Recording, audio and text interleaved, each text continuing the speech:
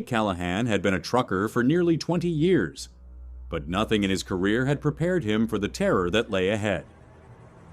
He was no stranger to long, lonely nights on the highway, hauling cargo across the country. But this trip, this midnight haul through the back roads of West Virginia, would be unlike anything he had ever experienced. It started like any other job. A last-minute call from dispatch, a load that needed urgent delivery, and an unfamiliar route through winding, fog-covered roads. The cargo, a set of crates labeled "Fragile, do not open." The pay was good, but the unease in his gut told him something wasn't right. The dispatcher, a gruff-voiced man named Hank, had only given him one warning. Whatever happens, don't stop for anyone. And whatever you do, don't open those crates. Jake laughed it off. He had heard plenty of ghost stories from fellow truckers about haunted roads and strange things lurking in the night. He never believed them, until now. The first 100 miles were uneventful. The road was quiet, with barely any other vehicles in sight.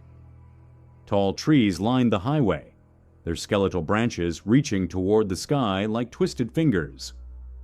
The only sounds were the hum of the engine and the occasional chirping of crickets. Then, just past the sign for Old Hollow Pass, Jake saw something ahead, a lone figure standing by the roadside, cloaked in darkness. At first he thought it was a hitchhiker. As he got closer, the figure became clearer. A woman in a tattered white dress, her long black hair covering her face. She stood unnaturally still, her feet barely touching the ground. Jake's foot hovered over the brake, but Hank's warning echoed in his mind. Don't stop for anyone. His heart pounded as he passed the woman.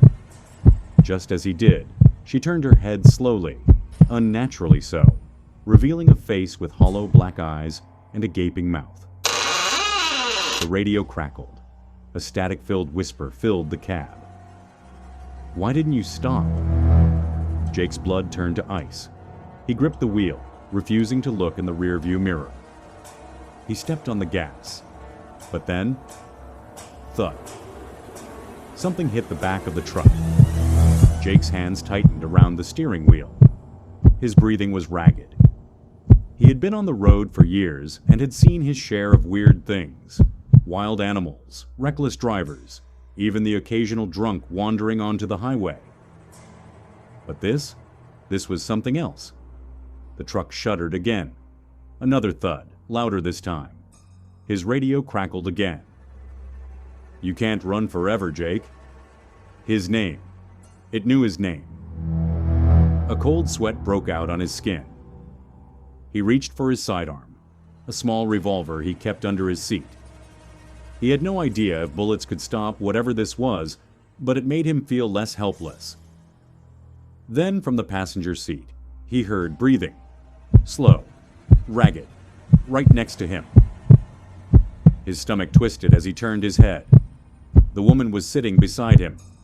Her hollow eyes bore into his soul, her mouth stretching into an unnatural, jagged grin. A rancid stench filled the cab, like rotting flesh.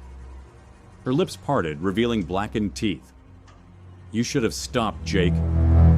Jake yanked the wheel instinctively, nearly sending the truck off the road. The woman let out an ear-piercing screech as the truck fishtailed, but when he regained control and looked again, she was gone. The only sign that anything had happened was a deep gouge in the passenger seat. Jake wiped the sweat from his forehead. He needed to get to his destination, fast. The rest of the night was a blur of fear and paranoia. Shadows seemed to move along the road. Shapes darted between the trees. The radio whispered in that same static, choked voice. Let me out, Jake. He ignored it. He focused on driving. But then, a horrible stench filled the cab. Something was rotting in the back. His hands trembled as he reached for the lock, hesitating. Hank had warned him not to open the crates, but something in his gut told him he had to. With a deep breath, he unlatched the truck's cargo door, and immediately regretted it. Inside the crates were bodies. At least a dozen, packed in tightly, their skin gray and withered. Their faces were twisted in frozen expressions of agony. Some were missing eyes, others had mouths sewn shut. Jake stumbled backward, bile rising in his throat. Then, one of them moved. The corpse's head twitched. Its lips moved, though they were sewn together. A muffled voice croaked from deep within its throat. "You should have let us out." Jake slammed the door shut, his heart hammering against his ribs. He sprinted back to the cab, hands shaking as he turned the ignition. The truck roared to life, but the engine died instantly. Then, the whispers started again. The corpses were laughing. Jake grabbed his revolver and fired blindly into the darkness. The laughter only grew louder, more twisted. The truck rocked violently, as if unseen hands were pushing it from side to side. Through the windshield, he saw them, figures standing in the road ahead. More of them, their hollow eyes glowing in the dark. He tried the ignition again. This time, it roared to life. He stomped the gas pedal, barreling forward, straight through the figures. They burst apart like smoke, vanishing into the night. Jake didn't stop. He didn't look back. He just drove.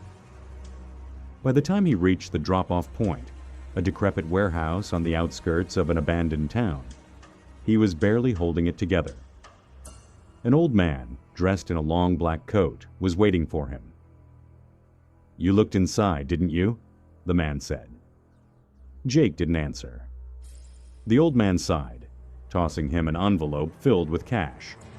"Take this, and never speak of this again." Jake hesitated. What the hell were they? The man's expression darkened. "Cargo." Jake didn't argue.